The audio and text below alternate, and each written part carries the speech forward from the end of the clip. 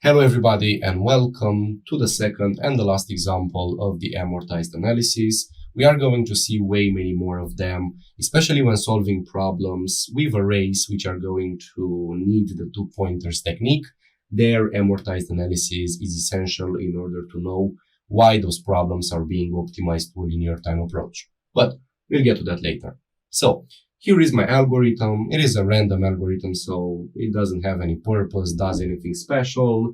We are given an array or a list in Python, for example, or whatever you want to call it, of integers, which is named nums, and it has a length of n, right? And our algorithms basically has two pointers, right? Which are these variables I and j, right? We call them pointers because we are going to use them to traverse the array. And yeah, the first one, I, is initially equal to 0. So I've actually taken an example here. I is first 0, right? So on the first element, while I is less than n, j will start from I and always gets incremented until eventually hits the last element. And if the current element nums of j is even, then I'm going to break and basically get out of this loop, right? And after the for loop finishes, either naturally because j becomes, n, or from here, because we broke out of it, we are going to set I equals j plus 1 and move on and continue to the next iteration from the while loop. So in this example, let's just simulate it a little bit to make sure that we've understood the algorithm. I equals 0, I is less than n. So for each j starting from I all the way to n minus 1, check if it's even and break. So first j is here. Is this even? 1? No. Cool. Then move to the next one. J is here. Is this element even? No. Then move to the next one. J is here. Is this element even? Yes, it is. So what we are going to do is that we are going to break out of this for loop, right? So I is 0 and j is 2. And after breaking out, we set I to j plus 1, which is going to be equal to 3. So I will be now here, right? Now, enter the while loop again, start with j from I. So j now will be here, right? And we check, is nums of j even? Yes, it is. So we are going to break from just the first iteration.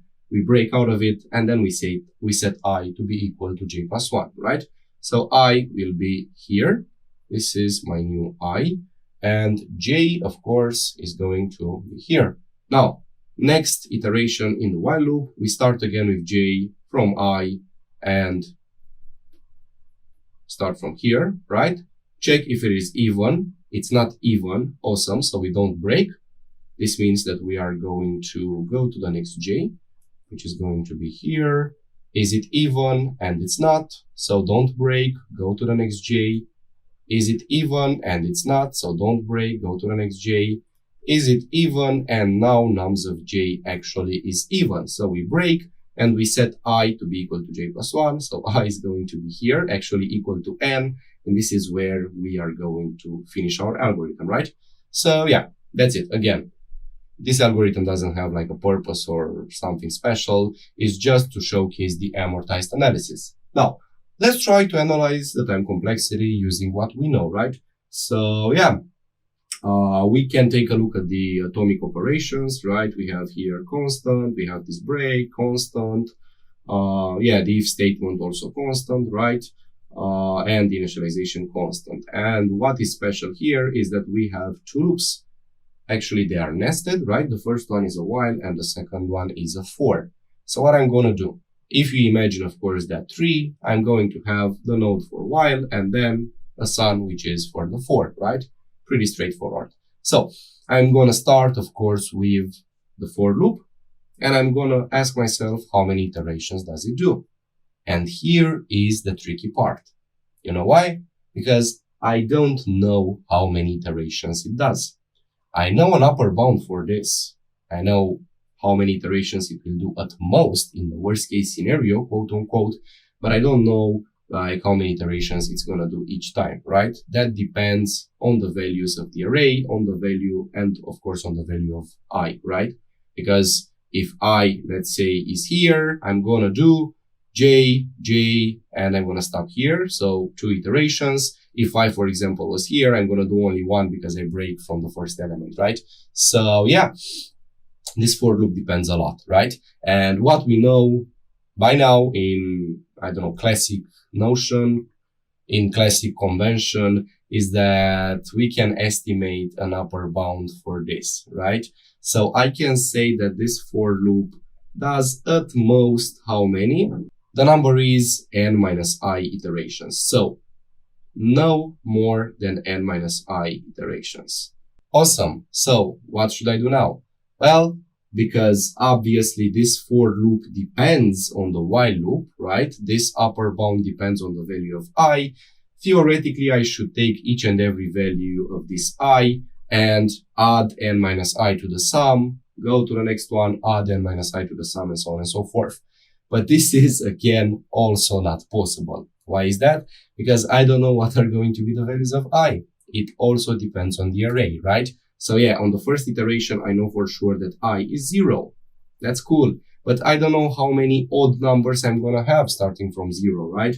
I don't know if I is going to be the next value 10 or 20 or maybe 1, right? So yeah, in this example, it's first 0, then it's going to be 0, 1, j will be 2, and I is going to be here, j plus 1. So the next one is this one. Then the next one is going to be this one. And I think that the next one is going to be this one, right? But this is just an array. I don't know how my array looks like, so I don't know the values of I, right? So as you can see, this is kind of an unsolvable puzzle with what we know so far. The only thing that I could do, of course, is be very, very pessimistic about the time complexity and work only with upper bounds, right? So I can say something like this. Well, let's say that the number of iterations this for loop does is, of course, always less than or equal than n. So let's take the worst case scenario, which is n, right? And we actually have an example for this worst case scenario. Imagine an array full of odd numbers, right? You are going to go through each and every one of them until the array finishes. So let's take the worst case scenario for this for loop and suppose this always happens. And for how many times it's going to happen? Well, again, I don't know. Depends on the I, right? On the values of I. So yeah, let's take again the worst case scenario and suppose that we enter this while loop for a total of n times, right? Because obviously we couldn't enter for n plus 1 times because I always gets increased by at least 1, right? The most pessimistic way of seeing this is that for n times, we are going to do n iterations, and we have an algorithm of big O of n squared, right? This is also what we would say if we didn't know any better, we didn't study time complexity analysis, and we just see 2 nested loops. So yeah, it's gotta be big O of n squared. But we are now smarter and we know better than this. And let's remember what are the atomic operations here, right? It is this if, this break, this assignment, right? And of course, the initialization. This is performed only once. We don't care about it. So all we care is for how many times these 2 are being executed and for how many times this one is being executed, right? I have to count this. So what I have to count is actually how many iterations are performed in this for loop with the j, right? So how many iterations here? Because if I know the total number of iterations that I will ever do inside this for loop, I know that for those many times, these atomic operations are going to be performed. And also, I need to ask myself, how many iterations does the while loop do, right? Because again, if I know how many iterations it does, I know for how many times this atomic operation is going to be, of course, executed, right? Now, in order to answer these questions, we need to figure out what actually happens when an iteration is performed, right? So, when an iteration here in this for loop is performed, basically what happens is that j gets increased, right? So, the first type of iteration is that I go from j to the value j plus 1. I just increase it. Awesome. Now, the second type of iteration, which is for this while loop, is that, of course, after an iteration, I becomes j plus 1. So yeah, I don't know the value of j all the time, so I'm just going to write this. Now let's ask ourselves, for how many times could these two happen, right? So for how many times could j be incremented? Well, because I starts from 0, the first value of j is obviously going to be 0, right? Like in this example, always 0. So if j starts from 0 at the start of the algorithm, right? And in one iteration, it gets increased. So on the first iteration, it will be 1. On the second, it will be 2. On the third, it will become 3, and so on and so forth. And j, as you can see, never gets reset, right? Do you see any line of code here that says j equals 0 again, or j minus minus, or j becomes, I don't know, 1 or 2 or stuff like that? No. The only change that we are making to this j is inside the for loop when we increase it. And because j is always going to be less than or equal to n minus 1, right? When j becomes n, I'm always exiting the for loop, so I don't care about that. Of course, on the last iteration, j will have the value n minus 1. Cool. So my question for you is, for how many times can I increment the value of j such that starting from 0, I'm going to end with n minus 1? And this is again basic math, and the value is n minus 1. Awesome. Now, what we have just figured out is that j gets incremented for a total of n minus 1 times. So this for loop is going to make a total, right? So through the whole algorithm, a total of n minus 1 iterations. This is awesome, right? So let's write here n minus 1, but be very careful, not in a round, not each time we enter the while loop, but in total. This is super important, right? Now, the second question is, how many iterations does the while loop do? Well, it is the exact same principle. I have to think, for how many times can I change the value of I such that if I starts from 0, I'm making some changes and I should always be less than n, right? So here, I don't know for sure if I is going to be increased by 1, by 2, by 3, I don't know, right? It depends on how the array looks like. But one thing I know for sure, when I becomes equal to j plus 1, this j plus 1 will always be greater than I, right? Think about it.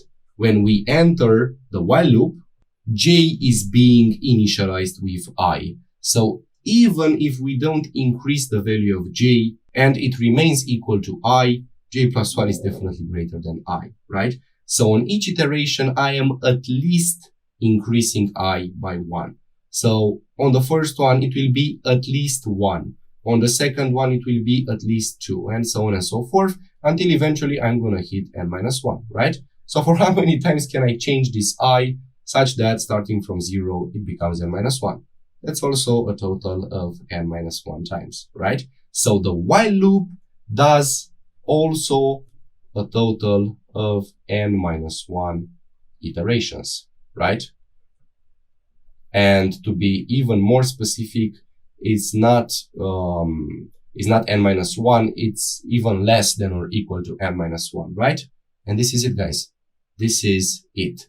If I know this for loop does n minus 1 iterations, and I have a couple of atomic operations here, which are performed in constant time, and if I know that this while loop does also at most n minus 1 in total, and I have an atomic operation which is also constant, of course, I'm gonna have n minus 1 plus n minus 1, that's 2 times n minus 2, but we don't care about that in time complexities. And yeah, if we have 2 times n minus 2, and I want to write big O, what will I say? I'm going to ignore the constants, and the time complexity of this algorithm will be big O of n, right?